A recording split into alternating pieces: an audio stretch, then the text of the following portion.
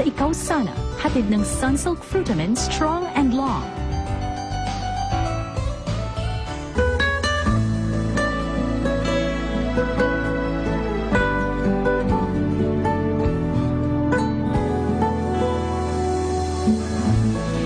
Elisa, gusto ko kasi sabihin sa'yo lahat ng katotohanan.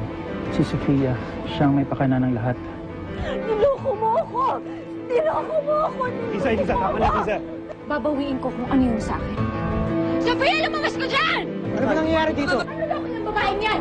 Pumasok na nga tayo, parang baliw yung babaeng yan. Pupunta-punta dito, bigla magwawala. Bakit palagi pinamumukha mo sa akin yung mga ginawa ni Elisa?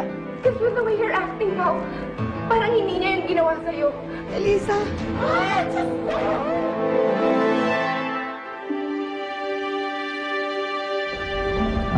Lola? Lola?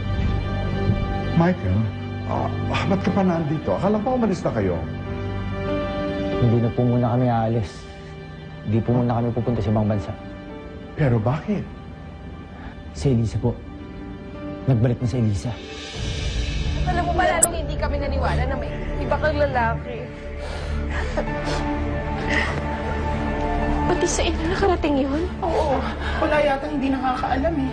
Alam mo ba, yung Sofia na yan, yung bruhang Sofia na yan, kulang na lang ipamudmud niya sa lahat ng strangers sa kaya yung pictures mo. Diyos ko, saan ka ba kasi nanggaling? Ano ba nangyari sa'yo? Oo. Ba't ka nag-disappear from the face of the earth? Ay, naku, mahabang kwento. Mahabang kwento? Pero mahaba ang oras namin. Marami kaming oras. Sige, ikwento mo yan. Lucia, labas mo yung popcorn. Dali. Ano naman kayo? Hindi ba niyo nalalaman na baka napapagod to? Gustong magpahinga? Siyang hindi naman nakakapagod magkwento. Tsaka siyang 7 years siyang nawala. 7 years ang hinahabol natin. Kwento mo sa amin. Dali, Eliza. So, alam mo na. Lo? Alam niyo nagbalik na si Elisa? Yes? Alam niyo pero di niyo sinasabi sa akin. Michael, bakit sasabihin ko pa sa'yo? Masaya na ang pamilya mo, masaya na kayo, mag-iibang bansa kayo.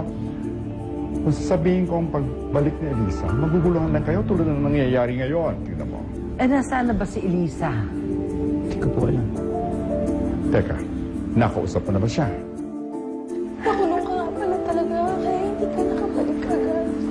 Nakakaloka naman pala talaga yung nangyari sa'yo. Sorry, Lola. Sorry po. At hindi ko sinabi sa inyo ang totoo. Sorry sa inyo, ha? Kasi kung sinabi ko ang lahat sa inyo, nung una pa lang, hindi sana nagkaganito. Kung alam ko lang. Kung alam ko lang. Kung alam lang namin ang lahat ng nangyayari sa'yo at yung paghihirap. Sana nandun kami para matulungan ka. Kawawa naman itong apo ko. Kawawa naman ako. Pasensya ka na. Pasensya ka na dahil kahit paano hindi ka ba lamang namin natulungan sa oras ng pangangailangan mo. Pero nandito lang kami. Alam namin ang hirap. Huwag kayong mag-alala. Huwag kayong mag-alala.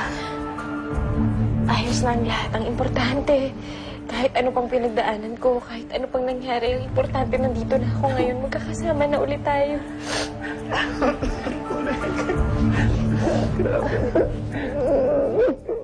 Pero alam niyo, yung Sofia na yan, yung bruhang Sofia na yan, ha? Hindi ko na lang puputulin lahat ng mga ngipin. Hindi ko na gagagarin lahat ng ngipin yan, eh. Puputulin, wawasakin ko dila niya para hindi na makagawa ng kwento. Pero Elisa, sige, bakit hindi mo na sabihin kay Michael ang lahat? Ba't di mo sa kanya sabihin yung nangyari? Maniniwala naman siya sa'yo kasi mahal ka niya, di ba? Ginawa ko na yun. Wala eh. Hindi talaga siya naniwala sa akin. Mas pinaniwalaan niya pa yung Sofia niya. Sabi ko sa sarili ko noon, bumalik lang sa akin si Elisa, papatawarin ko na siya. Pero hindi pala ako naliliw. Michael isn't here, huh? Tapos na kayo ni Elisa. There's no sense in talking to her. May pamilya ka na. Masaya kayo. Kalimutan mo na si Elisa.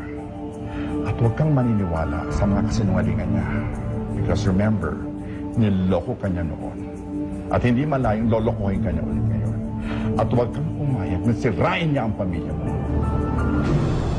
Alam mo, Elisa, minsan sa isang linggo nilalabas to ni Afi. Para daw hindi madiskarga yung baterya. Para pag bumalik ka, gagamit mo siya ulit.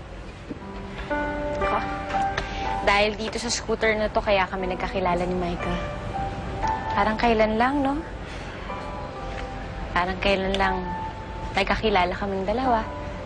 Nagpakasal, nagkaroon ng anak, nangangarap ng magkasama. Pero ngayon iba na ang kasama niya. Ayaw na lang niya akong kausapin. Ayaw niyang makinig sa mga paliwanag ko. Hindi ko na alam ang gagawin ko. Ang tagal kong inintay, ang tagal kong umasa na magiging maayos ang lahat. Napagbalik ko, magiging okay na. Magiging buo na kami ulit. Yan lang naman na nagpapasaya sa akin sa kulungan eh. Ang pag-asa. Pero ngayon parang wala ng pag-asa. Parang wala ng pag-asa magkalapit kami, magkasama-sama at mabuo ang pamilya namin. Tama na, Elisa. Huwag mo na isipin yun.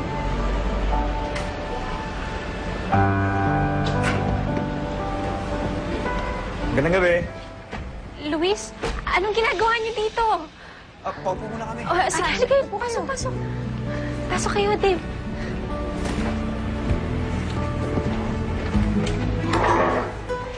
Elisa, hinahanap ka namin dahil may magandang balita sa'yo si Dave. Ano yun?